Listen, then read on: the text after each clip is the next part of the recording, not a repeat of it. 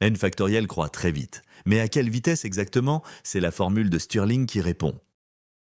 N au factoriel est équivalent, quand n tend vers plus l'infini, à racine de 2pi n fois n sur e puissance n. L'intuition vient de la comparaison série intégrale. Le logarithme de n factoriel est la somme des logarithmes de 1 à n qui est approximée par l'intégrale de logarithme de x. Chaque rectangle a pour hauteur logarithme de k. La somme des aires des rectangles approche l'aire sous la courbe. C'est de là que vient le n logarithme n moins n.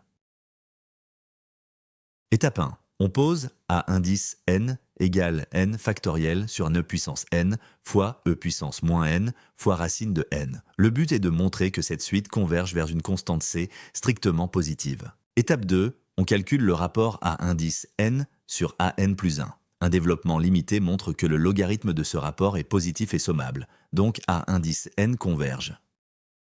Étape 3. Pour trouver la valeur de c, on utilise la formule de Wallis.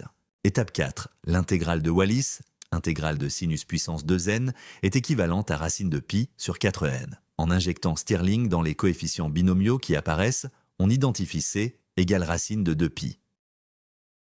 Vérifions numériquement. Pour n égale 5, l'erreur est d'environ 1,7%. Pour n égale 10, elle tombe à 0,8%. Et pour n égale 100, l'erreur est inférieure à 0,1%. L'approximation est remarquablement précise, même pour de petites valeurs de n.